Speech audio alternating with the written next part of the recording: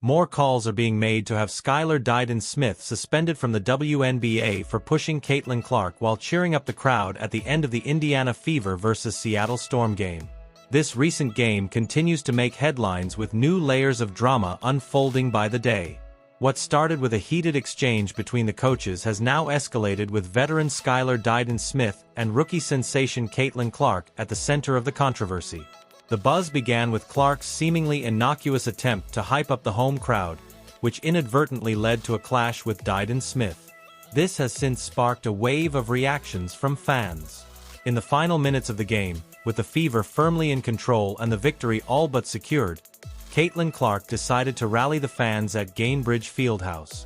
She was doing so right in front of the Seattle bench as she walked, and Skylar Diggins-Smith, who was heading off the court, noticeably sped up her pace and bumped into the rookie. This small, yet significant, action has drawn the anger of fans who are now calling out the veteran for what they perceive as an underhanded move against Clark. The situation intensified when Seattle's head coach Noel Quinn confronted Fever coach Christy Sides on the sidelines. Initially, commentators Ryan Rako and Rebecca Lobo speculated that the exchange was about Sides not clearing her bench while Quinn did. However, a clip that has surfaced online suggests there might be more to the story. Specifically that Clark's attempt to energize the crowd brought her too close to the Storm's bench, leading to the altercation between the coaches. The reaction to Skylar Diggins-Smith's actions has been overwhelmingly negative among WNBA fans. Many have criticized her for what they view as a cheap shot at the rookie, with some speculating that Diggins-Smith, a seasoned veteran, may be struggling to accept the rapid rise of Clark, who is already leading in points and assists for the Fever. One fan even suggested that the Storm's coach Quinn only saw Clark near the Seattle bench and assumed she was the instigator, not realizing that Diggins-Smith had initiated the contact. The tension didn't end there. Following the game, Storm star Jewel Lloyd notably avoided commenting on Clark during the post-game press conference, adding another layer of intrigue to the narrative.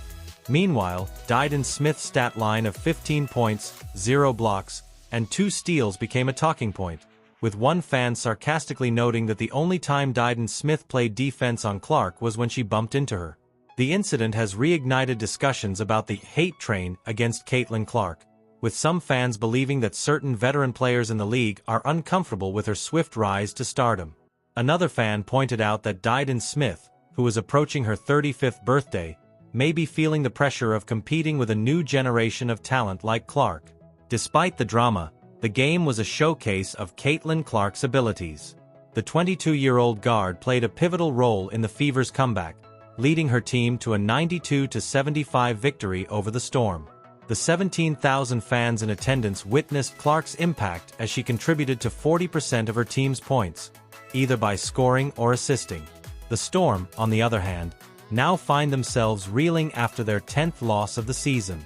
The confrontation between Diggins-Smith and Clark, coupled with the coach's argument, has left Seattle looking like sore losers in the eyes of many fans.